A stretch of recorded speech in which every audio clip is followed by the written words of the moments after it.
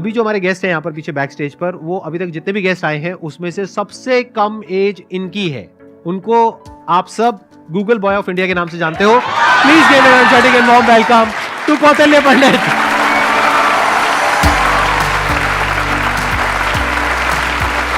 अरे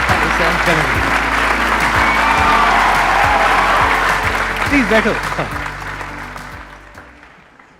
आपकी एज कितनी है पहले तो ये बता दो। तो अभी करंटली आई एम 14 ईयर्स जी। आपको पता है यहाँ पर जितने भी लोग आए हैं उसमें सबसे कम एज आपकी है अभी। लेकिन सर मतलब जितने भी लोगों से अब तक मैं मिला हूँ आपकी एज के, मतलब 40-50 साल के या 30 ईयर्स के, आपके जितने भी शोज देखे हैं उनमें मेरे को तो सबसे कम उम्र के आप लगे हो। अरे ये बताइए मेरे को कि आपकी ये शुरुआत कैसे हुई। जब मैं 5 साल का था तो मुझे लिखना पढ़ना कुछ नहीं आता था। फिर ऐसे ही था कि मैंने 10-15 दिन में ही मतलब लिखना पढ़ना, like all the alphabets and everything I learn them. तो उसके बाद गर्मियों की छुट्टियों की बात है तो मेरे पापा जी एक स्कूल रन करते हैं छोटा सा गांव में, तो वहाँ पर मैं पढ़ता था। कहाँ के रहने वाले हो आप? मैं करनाल। अच्छा जी। तो वहाँ पर एक जैसे हॉलीडे होमवर्क देते सबको एक जनरल कि आपको जो वर्ल्ड मैप होता है, एटलस होता है, अगर जिन जिन को अच्छा लगता है आप वो करके आना, आप मतलब उसे समझ के आना। तो फिर ये मेरे दादाजी ने कहा, फिर पापा जी ने कहा कि तो मैं भी कर सकता हूँ। तो पहले ही दिन मैंने देखा तो I got into it and I learned it. मैं उसमें सवाल पूछता गया और जितने भी मेरे कुछ भी मन में रहता तो वो सब आता गया एंड विद इन 20 डेज और something I got used to it और मुझे बहुत ही अच्छा लगने लगा। एंड जितना भी वर्ल्ड मैप वगैरह इस टाइप की रिगार्डिंग जितनी भी चीज़ें होती हैं, पॉलिटिक्स, इकोनॉमिक्स, वो सभी मुझे मतलब things were very easy for me. And उसी के बाद से लोग कहते गए कि नॉलेज बढ़ता गया और तब से मतलब यही है कि सीखने का प्रयास कर रहा हूँ। कुछ भी नई चीज़ मिलती है, like currently I am a student of 11th grade but I am learning things like astrophysics and quantum mechanics. तो I am not very into it but I like to study it and जितना भी मेरे से हो सकता है मैं उसके अंदर कोई नई चीज़ देखने का प्रयास करता हूँ और कोई नया सवाल पूछने की कोशिश करता हूँ, क्योंकि जितनी भी ज़्यादा क्वेरीज, जितनी भी ज़्यादा माइंड के अंदर जो भी कोई क्वेश्चन आता है I try to get it forward और वैसे ही सारी चीज़ें आसान होती रहती हैं। I try to delve myself deep into it, क्योंकि कोई भी फील्ड इस टाइप का I think that they need one thing that is really important for them, that is questioning. क्योंकि जितने ज़्यादा आप अलग टाइप के क्वेश्चंस पूछते हो उतना ज़्यादा आप उस चीज़ को अच्छी तरीके से समझ सकते हो। तो वही है कि मैं अभी भी क्वेश्चंस नए ढूंढ रहा हूँ, जवाब उनके मिल ही जाएंगे। बस ये है कि जितने ज़्यादा और नए और अच्छे क्वेश्चंस मेरे पास आते गए और आते हैं उनसे मैं आगे बढ़ने का कोशिश कर रहा हूँ। क्वांटम फिजिक्स में वेव पार्टिकल थ्योरी है जी सर। तो उसको आपने स्टडी किया होगा। हाँ, जैसे कि wave particle theory, dual nature of light and matter, वो सब, हाँ वो सब अभी धीरे धीरे मैं कर रहा हूँ। और स्पेशली अभी तो मैं एस्ट्रोफिजिक्स जो है वो ज़्यादा पढ़ रहा हूँ।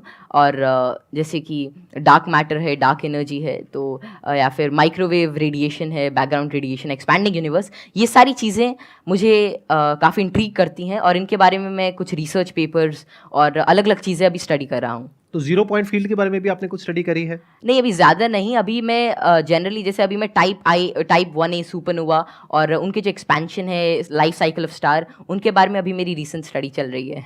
मैंने आपकी YouTube पर एक वीडियो देखी थी जिसमें एक न्यूज़ एंकर आपसे कुछ पूछ रही थी और आप एक एक करके सारे सवालों के जवाब दे रहे थे।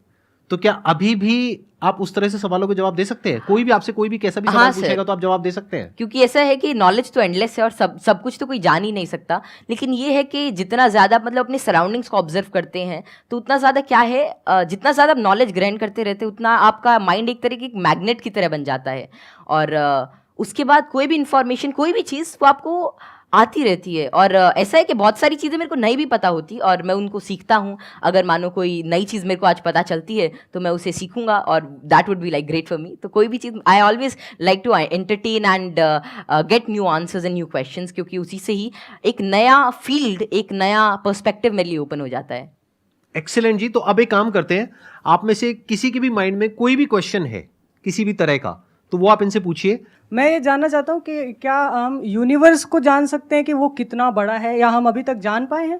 जी, क्या तो क्या पैरामीटर्स हो सकते हैं उसको नापने के लिए? जैसे कि हमने सुना है कि लाइट ईयर्स होते हैं। जी जी। पर वो कितना बड़ा है, क्या हम इमेजिन कर सकते हैं या हम एक्चुअली में उसे प्रैक्टिकली पता कर सकते हैं क्या? तो जो यूनिवर्स की जो एक्सपैंडिंग यूनिवर्स थ्योरी थी वो एडविन हबल ने दी थी और उनके अकॉर्डिंग जो अभी यूनिवर्स की जो एज है वो नियर अबाउट 13.9 बिलियन ईयर्स है और उसी रेट से अभी एक्सपैंड कर रहा है। तो यूनिवर्स जो अभी हमारी थियोरी है यूनिवर्स के जो मोस्टली एक्सेप्टेड है, that is of expanding universe. अभी के हिसाब से हबल कांस्टेंट होता है दैट इज 65 मेगापास्क। तो जो डिस्टेंस ऑफ यूनिवर्स है that is h times d, तो वही 13.9 बिलियन टाइम्स लाइट ईयर। तो इतना भी हमारा एक एस्टिमेशन है कि इतना यूनिवर्स हो सकता है। जैसे आपने इतनी सारी नॉलेज गेन कर रखी है, क्या आप भूलते नहीं है चीज़ों को, या भूलते हैं? कब रिवाइज करते हैं? हम पढ़ते हैं तो हमें रिवाइज करना पड़ता है, अगले हफ्ते भूल जाते और हैं। रिवाइज करने के आपके बाद साथ भी भूल ऐसा जाते कुछ एक्चुअली ऐसे ही होता है है ना? Yes sir. अगर आप किसी चीज़ को अच्छी तरीके से देख लेते हैं, उसे समझ जाते हैं, तो उसकी एक आउटलाइन आपके दिमाग में रहती है और फिर आपको उसे ज़्यादा रिवाइज करने की ज़रूरत नहीं रहती। तो वही है कि किसी भी चीज़ का कॉन्सेप्ट रहता है, तो अगर आपको वो समझ में आ गया तो information is just like, I think that information is not the main part.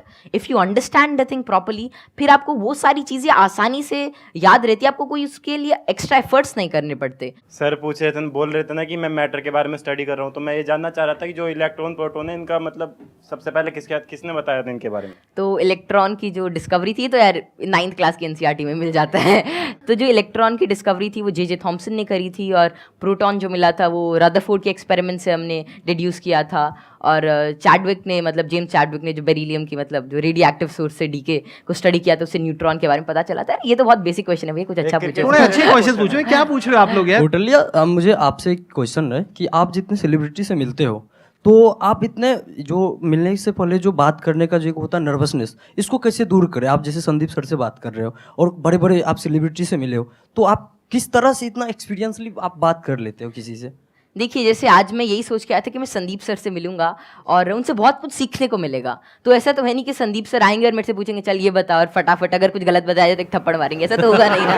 मतलब प्यार से बात करेंगे और अपना आशीर्वाद देंगे, कुछ अच्छा नई चीज़ शेयर करेंगे। तो वही है कि आप मतलब एक फ्री एंड पे रहें, और जहाँ पर भी आप मतलब अपने से आप सच जो है वो एक्सपेक्ट करें कि अगर मैं कहीं से सच बोल रहा हूँ तो थिंग्स वुड गेट ईजी, और make it easy in your brain. और हर जगह से अगर आप कुछ अच्छा सीख करने की कोशिश करते हो, ट्रुथफुल रहते हैं, तो आप में nervousness is just a state of mind, और ये बस चला जाता है, जस्ट मिराज। तो बस संदीप सर हैं, आज इनसे बहुत कुछ सीखने को मिलेगा, आप सभी से आज बहुत कुछ सीखने को मिलेगा। तो आप ऐसा कुछ एक अपना परसेप्शन रखिए और फिर सारी चीज़ें आपके लिए आसान हो जाएंगी। मेरा ये क्वेश्चन है कि जैसे चंद्र ग्रहण लगता है, सूर्य ग्रहण लगता है, तो उसका कैसे पता लगता है कि वो कब लगेगा और किस टाइम में लगेगा, या कितना, उसका कैसे पता लगता है? ये तो पता है कि वो क्यों लगता है, बट इसका कैसे पता लगता है कि अब लगेगा, या कैसे, उसका क्या होता है? तो खैर ये जो टेक्नोलॉजी थी एस्टिमेट करने की कि कब सोलर एक्लिप्स, लूनर एक्लिप्स या कोई भी सेलेस्टियल मूवमेंट होगी, ये तो आज से मतलब कई हज़ार साल पहले ही डेड्यूस हो चुकी थी। और इसका रीज़न यही है कि ऑब्जर्वेशन से हम एवरेज टाइम निकाल सकते हैं। एक पैरेलैक्स एंगल आपने पढ़ा होगा कि उससे हम मतलब ये एवरेज स्पीड और एवरेज डिस्टेंस निकाल सकते हैं किसी भी चीज़ का, और उससे ही हम डेड्यूस कर सकते हैं कि कितना रेडियस है, कि एक साल में इतना डिस्टेंस ट्रैवल करती है। फिर एपोजी पेरेजी, फिर केपलर्स लॉ लगा के सेमी मेजर एक्सिस वगैरह निकाल के, तो उससे हम उसका डिस्टेंस यूज़ कर सकते हैं, और फिर टाइम पीरियड से हम we can actually deduce it. और एक नई चीज़ लूनर एक्लिप्स वगैरह के बारे में ये है कि जैसे जैसे आजकल क्या है, जो due to tidal forces moon हमसे हर साल 3 सेंटीमीटर दूर जा रहा है। तो बहुत हज़ारों सालों बाद ऐसा होगा कि सन तो उतना ही रहेगा, लेकिन चांद जो छोटा हो जाएगा, तो उसके बाद मतलब एक्लिप्स जो होगी वो जिसे आजकल टोटल होती है उतनी नहीं होगी। तो ये estimation it is done by using observation. और एस्ट्रोनॉमी एक ऐसा फील्ड है जो हज़ारों सालों तक ऑब्जर्वेशन से ही चला, और बहुत सारे पुराने साइंटिस्ट जैसे केपलर, गैलीली, आर्यभट्ट, जितने भी बड़े लोग थे जो पुराने ज़माने के, वे सभी ऑब्जर्व करते थे। उनकी ऑब्जर्वेटरीज होती थी कि कैसे कैसे जो हेवनली बॉडीज़ हैं ये इंटरैक्ट कर रही हैं, कैसे कैसे ट्रैवल कर रही हैं, इनमें क्या चेंजेस हैं, और उन्हीं सभी चेंजेस को एस्टिमेट करके, उन सभी को देख के आज हमने मतलब ऐसी सारी टेक्नोलॉजी को डिड्यूस किया है कि जिससे हम कर सकते हैं, एस्टिमेट कर सकते हैं उनका टाइम पीरियड, उनका डिस्टेंस, और कैसे वे एक्ट करेंगे। एक्सीलेंट जी, big round of applause for him.